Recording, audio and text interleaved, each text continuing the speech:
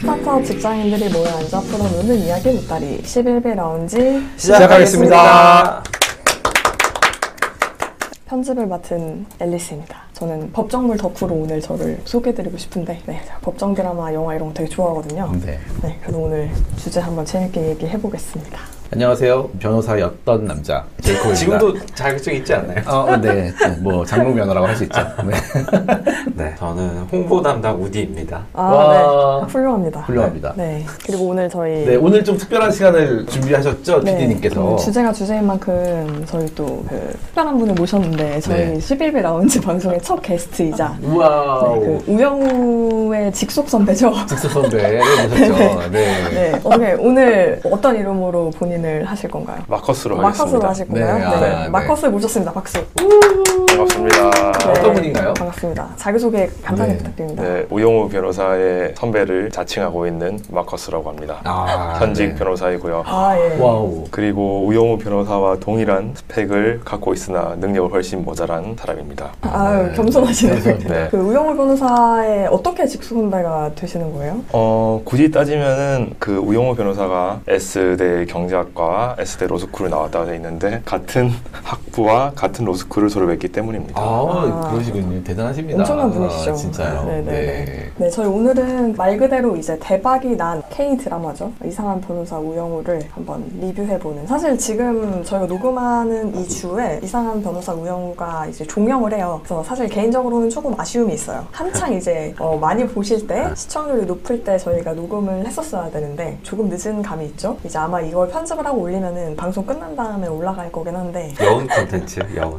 이게 완결이 될 때까지 기다리시는 분들도 많기 때문에 그럴 수 있죠. 많은 분들이 또 저희 방송을 들으실 거라고 생각합니다. 네, 먼저 이상한 변호사 우영우를 이제 한 줄 소개하면은 자폐 스펙트럼을 지닌 주인공 우영우가 변호사가 되어서 대형 로펌에서 생존해 나가는 이야기죠. 감동과 재미를 추구하는 그런 드라마고, 사실 자폐 스펙트럼이라는 캐릭터가 조금 특이하고 지금까지 방송에서 좀 보기 힘들었던 그런 캐릭터였기 때문에 아무래도 이거에 조금 더 집중을 하는 다른 컨텐츠들이 많은 것 같은데 저희는 대형 로펌에 집중을 해서 이건 법정 드라마거든요. 오늘 그 우영우 직속 선배도 계신 김에 대형 로펌에 관한 이야기, 좀 비하인드 오늘 스토리를 굉장히 비하인드가 많이 풀릴 예정인 거죠, 지금? 그럼요.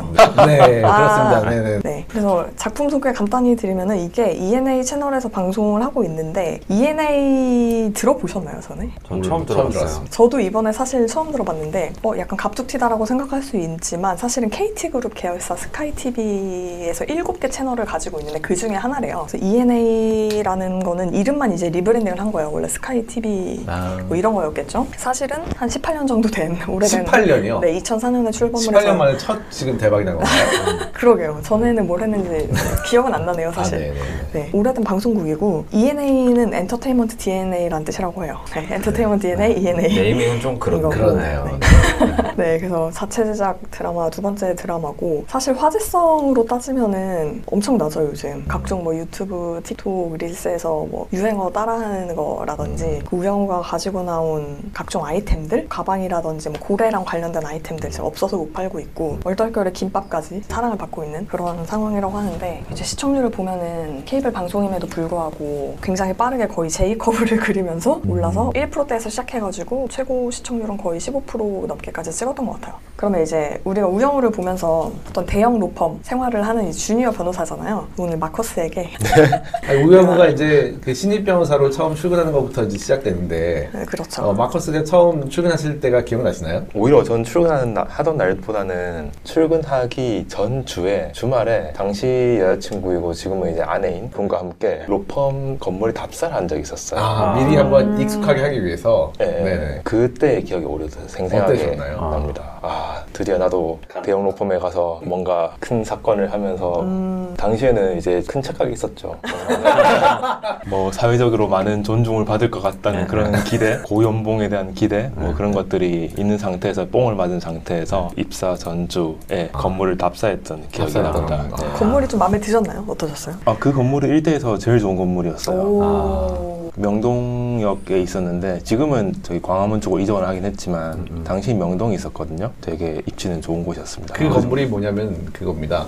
잘 아시네요. 아니 그 건물이 그 드라마 영화에 많이 나오는 그래요? 그 건물이에요. 되게 멋있어가지고 그 로비도 굉장히 화려하고 그리고 그 건물 꼭대기에 실제로 그 젠틀맨스 클럽이라는 데가 있어요. 진짜 회원제 수백만 원짜리인데 거기가 굉장히 그 이제 미국에서나 볼 수 있는 그런 굉장히 그 남성스러운 그 인테리어와 뭐 당구대 뭐 이런 게 있습니다. 거기로 올라가는 엘리베이터가 따로 있어요. 별도로 따로 있고. 사실상 어딘지 이제 나왔죠? 어떤 루퍼인지. 괜찮으신가요? 네. 네. 그래서 지금 이제 우영우 선배님이시잖아요. 네.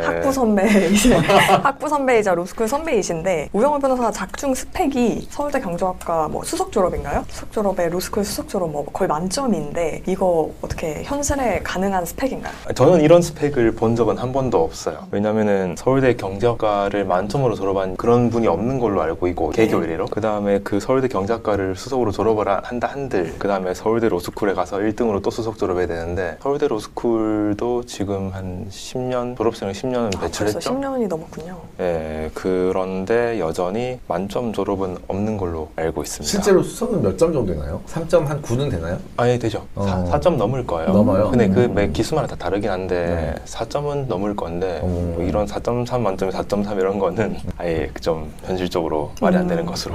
그러면 사실 뭐 이런 수석 졸업, 계속 수석 졸업하고 이제 올해 입을 받는 거는 드라마적인 장치라고 봐야겠네요. 네, 맞습니다. 그러면 이제 우영우 정도의 예를 들어서 성적을 가진 사람이 현실에 있다. 그러면 이제 취업을 보통 어디로 하게 되나요? 여기서 로펌 실명을 걸어내도 되는 건가요? 듣는 사람 그렇게 많지 않기 때문에 그냥 뭐 K-펌, 근데 들어도 다 알잖아요. T-펌. 네, 그냥 일단은 뭐 적당히 생각나는 대로 네. 말해보면 나쁜 얘기하는 게 아니니까요. 네, 저희가. 다 좋은 이야기입니다. 네, 그럼요. 그 우영우 변호사 학생이겠죠. 당신 로스쿨 재학 중인 학생이겠지만 아마 1학년, 2학년 정도에 인턴을 나가게 될 것이고 아마 인턴 자체도 국내 유수의 로펌에서 인턴을 하였을 것이고 거기서 성적을 보고 따로 불러서 우리랑 같이 일해볼 생각이 있냐 해가지고 미리 입도 선매를 했을 겁니다. 1, 2학년 때? 네. 오. 서울대 로스쿨에서 이미 수석을 찍고 앉아 있으면은 로펌에서 다 정보를 입수를 하거든요. 그래가지고 사전에 접촉을 해서 졸업 후에 우리 회사에서 일하자는 일종의 확약 같은 거죠. 어떠한 계약서로 쓰지 않지만 구두로 계약서를 안 쓰는군요. 모든 건 구두로 이루어집니다. 심지어는 근로계약서도 제가 입사할 당시에는 안 썼습니다. 마커스 쓰셨나요? 아니요. 안 썼죠? 그냥 그러니까 정규직이지 않나요? 그게 이제 굉장히 애매한 그 저희들보다 10년, 20년 있는 선배들은 그런 게 있어요. 변호사가 어떻게 근로자냐. 그거를 이제 악용하는 거죠. 변호사가 근로자의 그 보호를 받을 필요가 없다는 거를 하기 위해서 변호사는 근로자가 아니라 전문직 자유직이다. 개인 이렇게 사업자 같은 거예요? 옛날에는 이제 개인 사업자였죠. 로펌이라는 데가 법인으로 되어 있지만은 회사는 아니에요. 그러니까 회사처럼 되어 있지만 이제 이게 한명회사인가 합자회사 같은 그 주식회사가 아니거든요. 합동사무소 약간 이런 그러니까 데죠. 합동사무소가 네. 조합으로 되고 조합이 회사로 가는 그 중간 정도 형태이기 때문에 여기에 소속된 사람들을 파트너는 확실히 주주인 게 맞는데 여기 그러면 파트너가 아닌 사람들은 도대체 뭔가 이게 근로자인가 이런 거에 대한 논란이 한 10여 년 전에 있었다고 합니다. 근데 지금 뭐 근로자로 당연히 다 정착이 됐지만 그래서 그걸 이제 악용하는 사례가 있었죠. 당신들은 근로자가 아니다.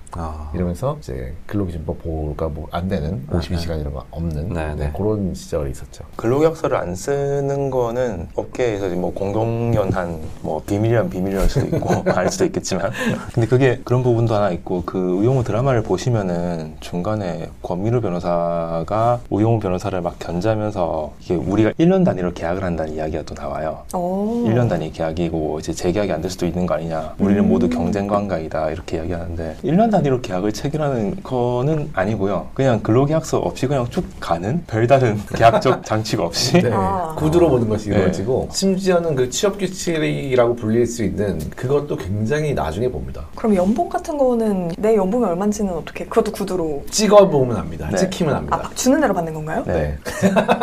그러면 그쪽 구인자 우위의 시장이에요? 그때 좀 다른 것 같은데. 근데 어떻게 찍히는 대로 받으시죠? 구두로는 다 알려주죠. 구두로는 알려주는데 심지어는 세해 전 금액을 몰라요. 그러니까 세금 처리를 법인에서 어떻게 하는지 모르기 때문에 세후로 통장에 찍히는 금액을 알고 이제 그걸로 보통 다 얼마냐라고 합니다. 야, 법을 다루는데 법의 사각지대에 있네. 사각지대에 있어요. 네. 아무튼 인턴 보통은 이제 인턴 1, 2학년 때 뭐 방학 때 1, 2학년 방학 때 인턴을 하면서 이제 성적이 좋으신 분들한테 컨펌 과정을 거쳐서 네. 채용이 되는데 작중에 우영우 변호사님은 성적이 좋았음에도 불구하고 그렇지를 못했다. 그러면 컨펌을 못 받는 학생들은 어떻게 되는 건가요? 그 컨펌이라는 게 흔히 말하는 뭐 6대 로펌, 10대 로펌 이렇게 그 대형 로펌의 범주는 어떻게 정해야 따라 다르겠지만 네네. 그 로펌의 범주가 있거든요.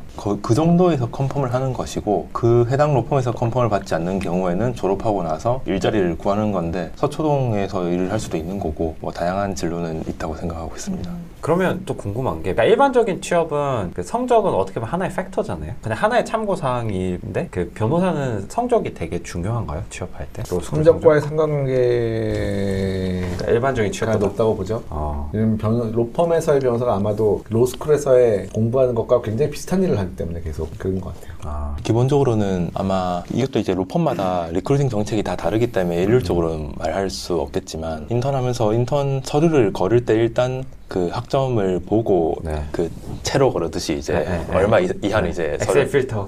서류 컷 이렇게 하기도 그런 게 하고요. 있군요. 네, 그건 당연히 하죠. 그 다음에 그 이후 이제 그 인턴 생활을 하면서 과제 같은 것도 보고 뭐 이런저런 다면 평가를 많이 할 거잖아요. 네네.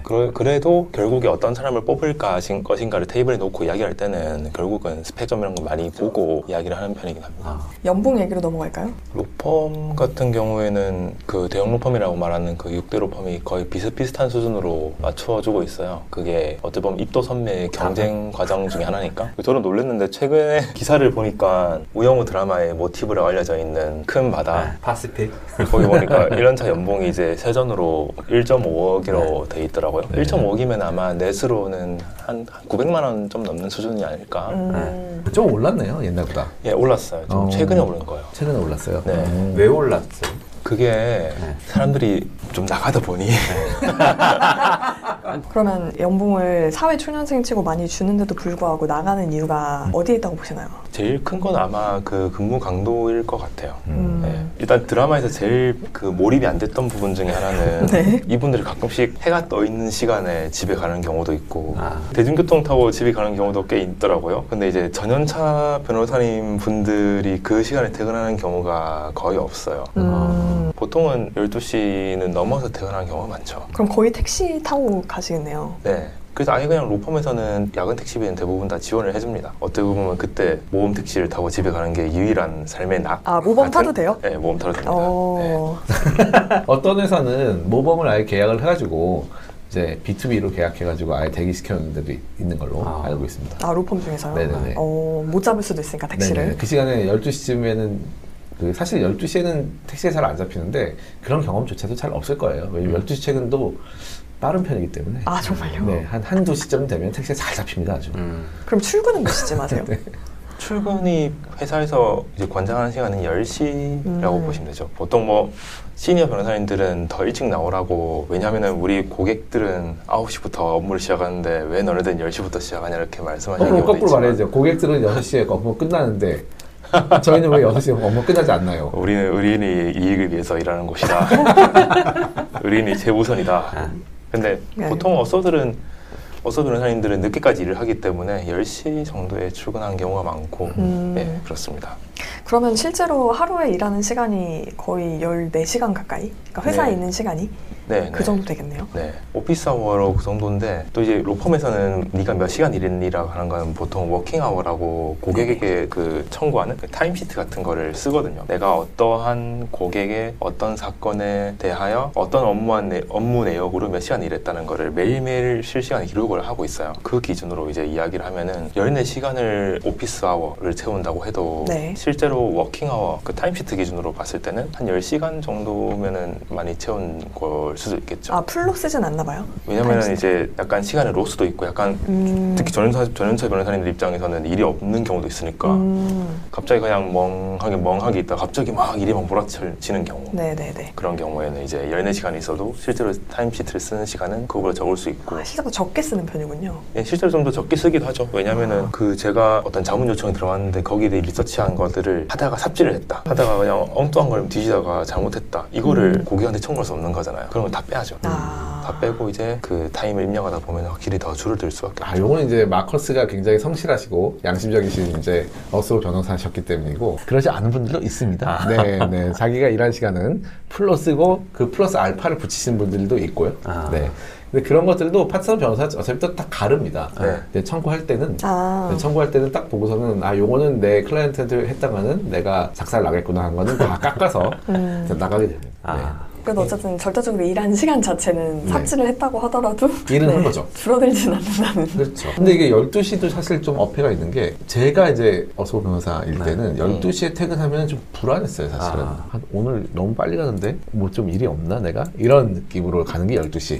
근데 2시 정도면은 오늘은 그래도 내가 뭔가 많이 꽉 채워서 갔구나. 내가 업무량을 이런 느낌이기 때문에 12시 좀 빠릅니다, 제가 느낌으로는. 맞습니다. 네, 아무튼 우영우 드라마에서는 퇴근이 너무 빠르다. 그게 불편했다. 약간 좀 오해 소지가 있는 것 같은데 그 드라마에 보시면은 그 우영우 변호사나 뭐 최수연 변호사 등등이 자기 맡은 사건을 밤새워서 이제 막 처리하고 막 머리에 막 고데기 똘똘똘 말고 있는 것도 나오거든요. 네, 잠옷 입고 막 그러더라고요. 그런 거 보셔도 되나요? 잠옷은 잘 모르겠는데 추리닝은 많죠. 네, 추리닝은 있습니다. 추리닝은 있어요? 네. 추리닝, 락구락구 침대 이런 것들은 구비를 하시는 분들이 꽤 있죠. 거기 숙식에 가능하도록. 예.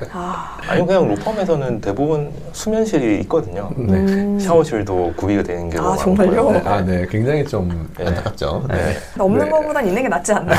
그러니까 어차피 시킬 거면. 네, 어차피 시킬 거면은 복지입니다, 복지. 환경이라도 복지로. 네. 굉장히 힘드셨겠어요.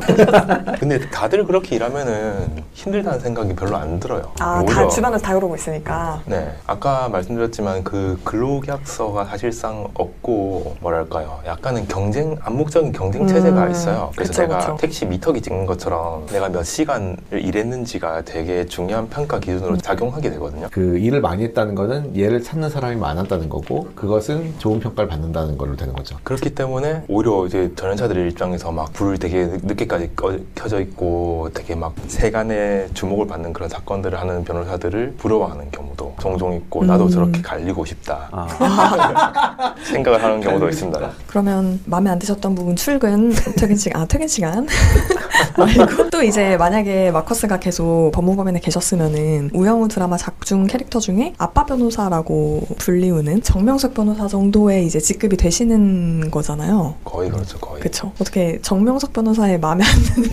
드는 이건 너무 다르다. 이슈가 다르다. 네, 하는 거 혹시 있으셨나요? 그래도 한 10년 차 정도 이상 되는 거잖아요. 정명석 변호사 정도면. 글쎄요. 아마 지금 로펌에 다니고 있는 어소 변호사님들 입장에서 봤을 때는 정명석 변호사님은 약간 유니콘 같은 현실에 존재하지 않는다. 어떤 면에서? 너무 젠틀해요, 사람이. 너무 착하다. 되게 젠틀하고 친절하고 그 다음에 피드백을 되게 부드럽고 명확하게 잘 준단 말이에요. 그리고 무엇보다도 사건을 되게 꽉 잡고 장악을 하고 있어요. 필요할 때는 직접 변론에 나서기도 하고. 네네. 그리고 또 하나의 포인트라면은 그거는 우변이 잘못한 거 아니야. 내가 잘못했지. 내 책임이야 하는 그걸 대놓고 이제 자신의 잘못을 시인할 수 있는 그런 선배 변호사. 유니콘 같은 존재라고 볼 수 있죠. 일반 직장인도 드물죠. 맞아요. 실제로는 그러면 어떤가요? 이 정도 짬이 됐다. 노코멘트 하겠습니다. 요거는 그러면 제가 이어갈 수 있습니다. 제가 가시죠. 요거 이제 10년차, 현실 10년차 변호사는, 로펌 변호사는 굉장히 힘듭니다. 이게 끼인 세대가 되기 때문에 이렇게 여유가 없어요, 기본적으로. 10년차 정도 되면 뭐 영업도 하나요? 이제 그쪽으로의 압력이 들어가죠. 이제 10년차 이상이 되면은 실제로 법인에서 배당을 받는 그런 파트너 쪽으로 가는 길이면서 아직 일은 놓지 않은 상황이기 때문에 요 두 쪽의 그 압박을 다 받고 있어요, 지금. 그러니까 앞으로는 배당을 많이 받으려면 어쨌든 마케팅이나 자신의 그걸 해야 되는데, 외부 활동을 해야 되는데, 내부에서의 또 그 업무 퀄리티에 대한 압박도 또 위에서 있는 거고. 그렇기 때문에 가장 힘들다? 거기다가 약간 이게 극중 재미를 추구해서 그런 걸 수 있겠지만, 그 정명석 변호사님이 중간 연차를 끼지 않고 일을 하고 있는 거잖아요, 어떻게 보면. 그러네요. 주니어들만 데리고 일하고 있으니까. 주니어 3명 데리고 일하고 있는 거잖아요. 이거 되게 힘든 거거든요. 그러네요. 그렇다면 정명석 변호사는 현실에서는 인기가 없는 변호사네요. 왜냐하면 인기가 있는 10년차 변호사는 다 5, 6년 차들이 존경하기 때문에 딱 거기서 밑으로 내려갑니다. 정명수 변호사 실제로는 되게 뻥커였던 거 아니에요? 그러니까 뻥커. 뻥커네, 완전. 업계용어로 뻥커가 뭐예요? 뻥커가 뭐예요? 네, 업계용어 뻥커인데 뻥커만이 전혀 차고 일합니다.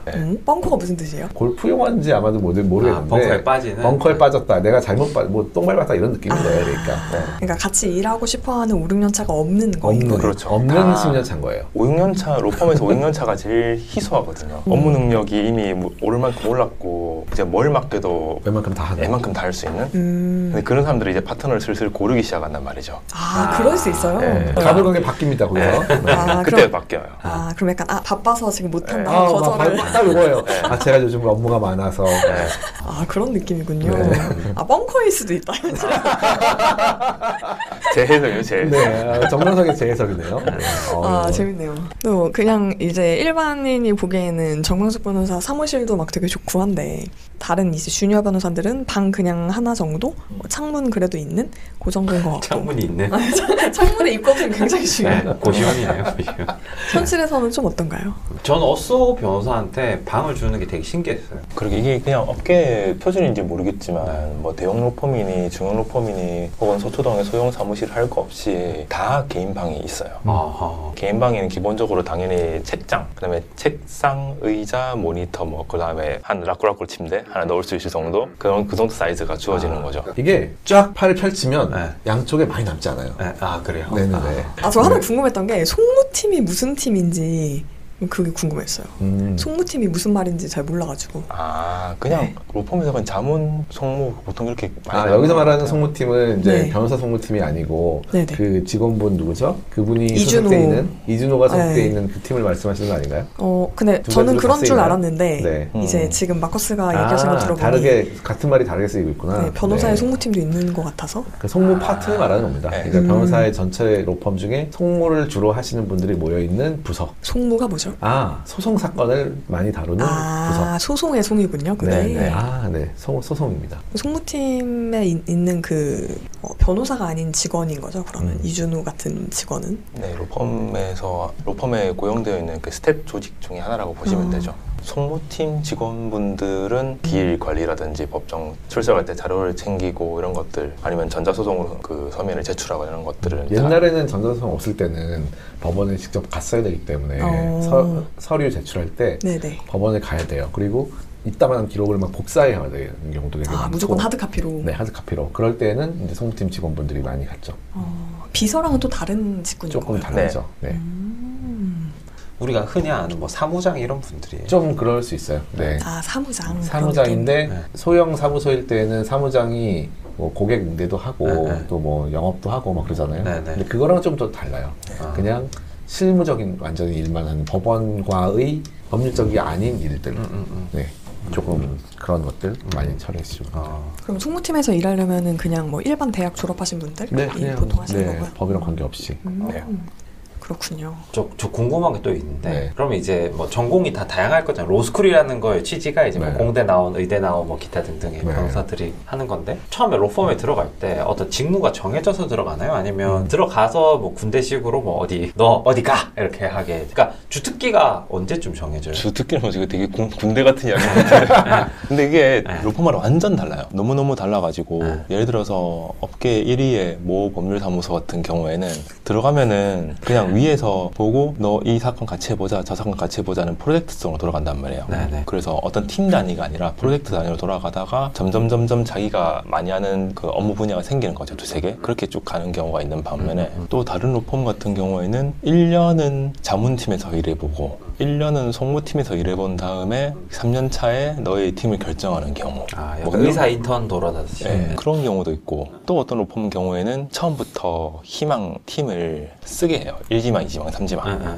그래서 해당 팀과 의사와 매칭을 시키는 거죠. 그래가지고 하는 경우도 있고 그 되게 다양해가지고 근데 보통 말씀하신 것처럼 자기 전공과 관련돼 있는 쪽을 선호하는 경우가 많은 것 같아요. 예를 들면 이제 뭐 공대 이런 쪽 출신 분들은 아무래도 IP 쪽 그 팀을 좀 지원하는 편인 것 같고 예를 들어서 뭐 경제학과 같은 경우는 갑자기 뭐 공정거래 팀을 지원하는 경우도 있는 것 같고 우영우 변호사랑 같이 이제 동기들이죠 어떻게 보면. 근데 정확히는 입사를 같이 하진 않았지만 복날의 햇살인 최수연 변호사와 또 권모술수 권민우 변호사가 있잖아요. 보셨을 때 뭐 이런 캐릭터들 로펌에 많은 이런 캐릭터들 많은지 좀 궁금하긴 해요. 권모술수를 부리는 캐릭터라든지. 네. 있어요. 이게 기본적으로는 인정 욕구라는 게 되게 중요하단 말이에요. 네. 인정 욕구를 똘똘 뭉친 사람들이 이때까지 대부분은 사회에서 요구하는 규범에 따라서 공부를 열심히 하고 좋은 학점을 받고 해가지고 로스쿨 와서 대형 로펌을 갔겠죠? 네. 그 사람들이 이 조직 안에서도 여전히 그걸 갈구하기 때문에 어떻게 해서든지 그런 방법을 찾는 경우가 많죠. 예를 들면은 뭐 자기가 어떤 사건을 하고 싶으면은 아예 그냥 대놓고 그 시니어 방에 찾아가가지고 나 이거 하고 싶다고 쟤 말고 내가 하고 싶다. 쟤 말고. 쟤 말고. 그건 좀 있죠. 무섭네요. 네. 그건 당연히 있죠. 근데 그게 되게 비밀리에 이루어지기 때문에 처음에 그 사건이 일어났을 땐 잘 모르고 나중에서 알게 되는 그런 경우가 많죠. 갑자기 내가 빠졌는데 그 이유가 저 권모술수 때문에 약간 그렇게 그럴 수 되는 있죠. 건가요? 오, 어마어마하네요. 그거는 약간 뭐 인정 욕구가 약간 삐뚤어진 방향으로 발현되는 거지만 네네. 그런 경우는 있습니다. 제 말고 저도 충격적인데요. 제 말고가 있다. 야망이 엄청나요. 야망이 되게 또 중요한 성공 지표 중에 하나이기 때문에. 네. 근데 또 실제로는 그런 사람들이 좀 더 이제 뭐라고 해야 되나 롱런하고 좀 인정을 받는 그런 문화인 건가요? 네. 그런 것 같습니다. 실제로는 야망캐죠, 야망캐. 그렇게 이제 야망을 드러내면은 네네. 파트너들 입장에서는 또 예뻐 보일 수밖에 없죠. 내 사건을 발벗고 이렇게 일해주겠다는데 해가지고 이제 일을 맡기고 또 인정 욕구에 따라서 엄청나게 막 퍼포먼스를 보여주면서 이제 밤을 새워가면서 일을 처리해주면 파트너 입장에서 오케이잖아요. 네네. 계속 이 사람과 같이 일을 하게 되고 좋은 사건들을 많이 하면서 점점 자기의 이제 레코드가 쌓이는 거죠. 그 드라마에 보면은 우영우 변호사가 엄청 그 포토그래픽 메모리를 가지고 있잖아요. 이미지로 CG로도 막 나오는데 머릿속에서 막 이렇게 책장이 막 넘어가가지고 막 그걸 찾고 기억력이 엄청나게 뛰어난 그런 설정이기 때문에 그런 건데 실제로 어느 정도 그런 역량이 또 요구가 되는 부분이 있나요? 솔직히 말씀드리면은 없는 것 같아요. 그 정도는 뭔가 고객한테 뭔가 좀 어필할 때 네네. 그 예를 들어서 사건이 한참 진행되고 있는데 중간 회의를 한번 해요. 그럴 때 이제 파트너 변호사가 사건을 한번 쫙 깨고 있을 때 네네. 그때 사실 그거는 뭐 서면에 몇 쪽에 나왔던 건데 이건 네네. 우리가 이렇게 할 것이고 그렇게 하면 되게 고객 입장에서 봤을 때 그러니까 퍼포먼스네요, 퍼포먼스. 우리가 돈을 주는 가치가 있구나. 이 사람이 우리 사건을 신경을 많이 쓰고 있구나 네네네. 생각하는 그 정도로 이제 의미가 있는 거지. 실제 업무할 때는 대부분 다 리서치 검색을 통해서 하기 때문에 네네. 큰 의미는 없는 것 같다 생각은 하고 있습니다. 네, 저는 뭐 일반인으로서 법정 드라마 되게 좋아하는데 우리 또 변호사님들께서는 일반적으로 법정 드라마 어떻게 보시나요? 우영우는 이제 화제성이 높아서 좀 보셨던 것 같은데 다른 법정 드라마들도 좀 챙겨 보시나요? 저는 부끄러운 말이지만 네. 로펌에서 나오기 전까지 드라마를 본 적이 없어가지고 10년간 냉동인간. 네, 다음 분에게 마이크를 넘기겠습니다.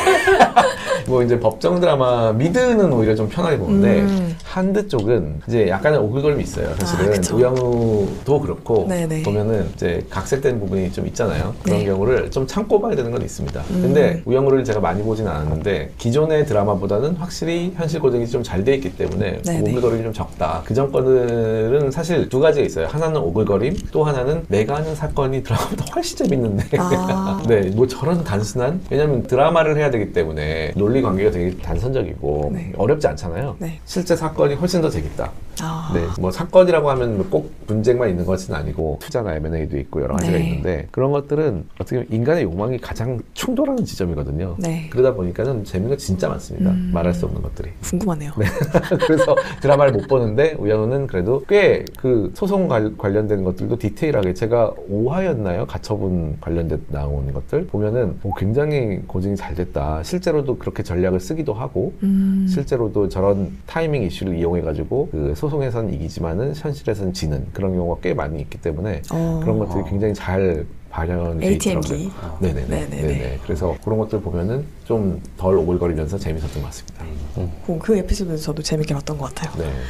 네. 그러면 일단 로펌 얘기는 여기까지 하고 우리 또 우영우 드라마가 넷플릭스에서도 제가 기사를 찾아보니까 지난달 그러니까 7월 말 기준으로 넷플릭스 TV쇼 프로그램 부문 전 세계 4위래요. 우영우 드라마가 이제 4위에 올라와 있고 일본 포함 뭐 17개국 아시아 국가에서 1위를 기록했다고 하고 이제 뭐 넷플릭스로 가면 거의 글로벌인 것 같아요. 또 무슨 감성인지 모르겠지만 K 문화를 엄청 사랑해주시는 우리 또 남미 친구들 칠레, 페루, 뭐 멕시코 이런 나라들에서도 뭐 거의 2위, 3위에 들었다고 합니다. 그래서 뭐 넷플릭스 물론 이제 아까 말씀드렸던 ENA에서도 투자를 했지만 넷플릭스에서도 아마 같이 투자를 했겠죠? 지금 사실 되게 오래되긴 했죠. 넷플릭스가 한국 콘텐츠에 투자해가지고 좋은 성적들, 한국 콘텐츠들이 좋은 성적들 보여주고 물론 최근에는 이제 넷플릭스 주가나 이런 게 조금 안 좋긴 하지만 왜냐면 최근에는 넷플릭스가 약간 노잼 그 이슈가 있었어요. 재미가 없어가지고 저도 한때 탈퇴할 정도로 노잼이었는데 갑자기 우영우 어떻게 좀 살린 느낌이 있어요. 한국에서는. 그쵸. 가끔씩 이렇게 킬러 콘텐츠가 한 번씩 나와줘야죠.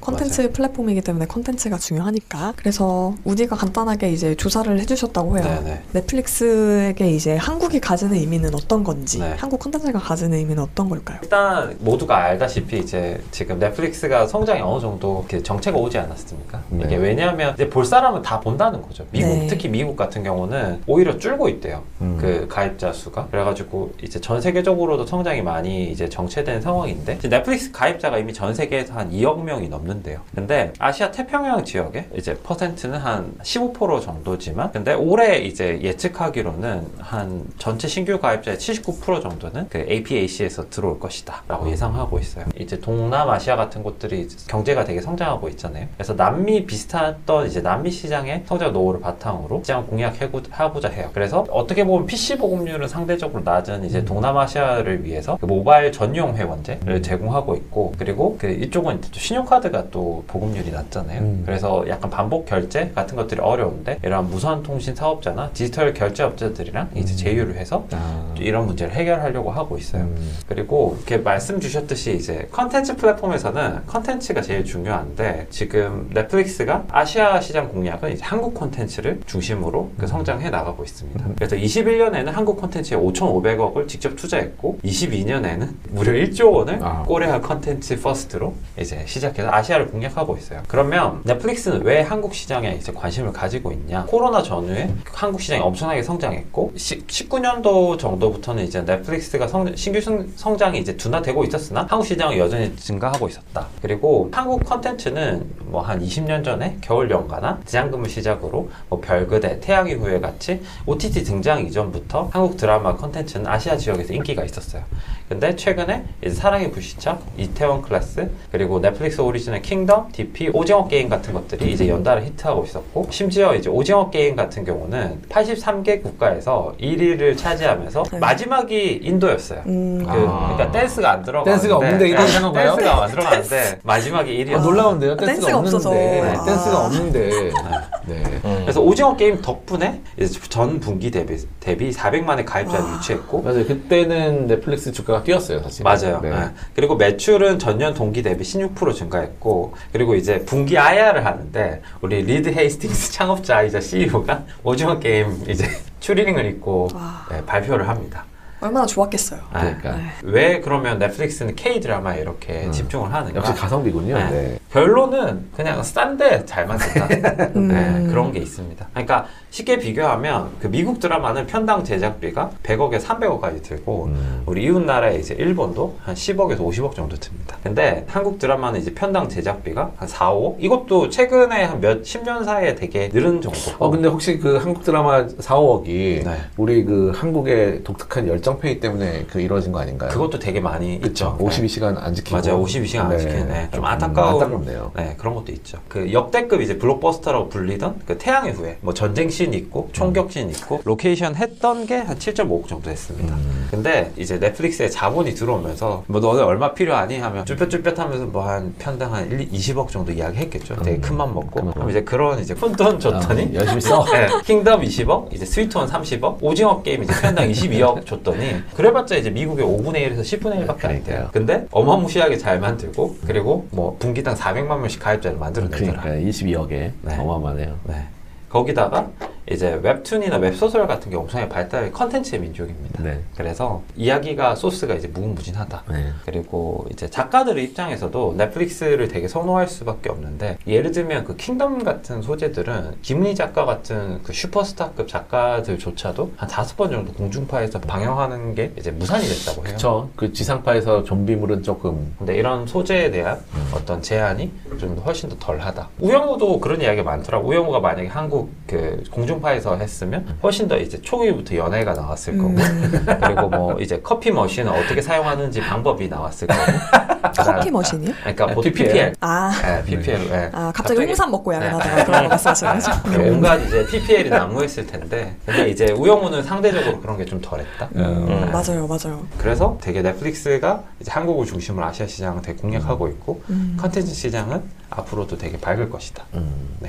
네, 잘 들었습니다. 아무튼 앞으로도 더 이렇게 투자 많이 받고 우리나라 컨텐츠들이 네. 많이 사랑받고 했으면 좋겠다는 우영 생각이 같은 경우는 들고요. 사실 전혀 기대를 하지 않았던 작품이었을 것 같아요. 특히나 그렇죠. 첫 회작 그 시청률 1%도 안 나오는 거 봐서는 딱 그 어떤 컨셉이나 딱 포스터만 봐서는 사람을 전혀 끌지 못했다는 거잖아요, 사실. 근데 입소문을 통해 가지고 이렇게 됐다는 거는 역시 이제 바이럴이 되게 중요했던 그런 그렇죠. 재밌다는 한번 소문이 한번 나니. 소문이.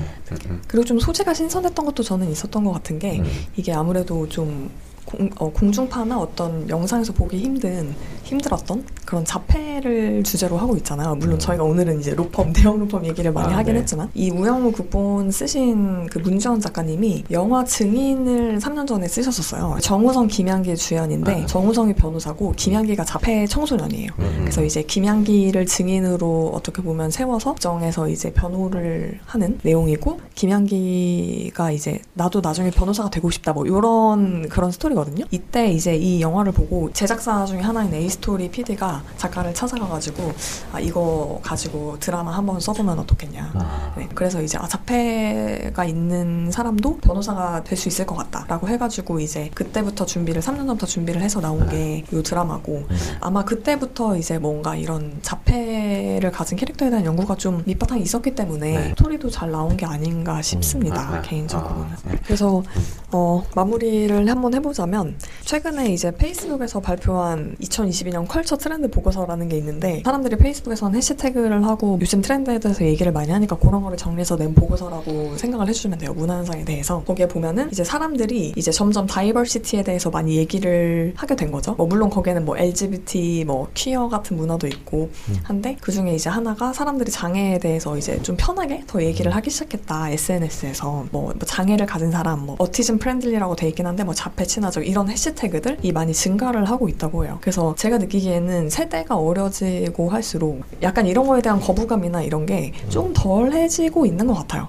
네, 그냥 바람직하네요. 네네, 미디어에서도 많이 다뤄지고, 뭐 요즘 유튜브에 보면은 정말 없는 게 없는데, 또 장애를 가지신 분들도 당당하게 이제 카메라 앞에서 자기 컨텐츠를 만들어서 보여주잖아요. 그러니까 약간 마라톤 때랑은 약간 톤이 다른 네, 거잖아요. 네. 그쵸. 네. 그러니까 어떤 가족의 이야기, 어떤 양육자의 관점이었다면 요거는 어쨌든 그냥 주체잖아요. 그쵸. 그것도- 사회 구성원의 하나로 네, 이제 되게, 나오니까. 네, 그것도 되게 문제를 해결하는 주체가 된다는 게 되게 대단한 것 같아요. 네, 아무튼 오늘 재밌게 우영우 드라마에 대해서, 이상한 변호사 우영우에 대해서 얘기를 해봤고, 마커스 오늘 처음으로 한번 저희와 방송을 하셨는데 첫 게스트 어떠셨나요? 역사적이네요. 소감을 네. 한번. 일단 제가 방송 울렁증이 있어가지고 말 주변이 워낙 없어가지고 대분께서 그래도 많은 가이드를 주셔가지고 그래도 몇 마디라도 할 수 있게 된 것 같아서 네, 영광으로 생각하고 있습니다. 어떻게 나중에 한 번 더 출연 가능하실까요? 네, 그때는 조금 더 거친 입담을 나누는 것으로 아주 최근에 이제 저희 이제 스타트업 업계나 또 여러 가지에 대해서 저희가 대화를 할 때 충분히 다 가능하시기 때문에. 또 관련된 주제 같은 거 나오면은 한 번 네. 더 네. 출연을 또 요청드리도록 하겠습니다. 알겠습니다. 알겠습니다. 마지막으로 한번 홍보해야죠. 네, 저희 11비 라운지에서 다루어줬으면 좋겠다 하는 주제들이 있으시면 댓글이나 뭐 이메일로 많이 보내주시면 좋을 것 같고요. 저희가 지금 팟빵이랑 네이버 오디오 클립이랑 그다음에 애플 아이튠즈 유튜브 여기서 이제 방송을 내보내고 있는데, 추가로 플로, 그 국내 최대의 음악 오디오 플랫폼이죠. 국내 최대가 됐나요, 플로가? 네, 거기에도 이제 올리기 시작했으니까 많이 거기서도 들어주시고 팔로우 많이 해주시면 감사하겠습니다. 네, 그러면 오늘 방송은 여기까지 하도록 하겠습니다. 11비 라운지에서 다시 만나요.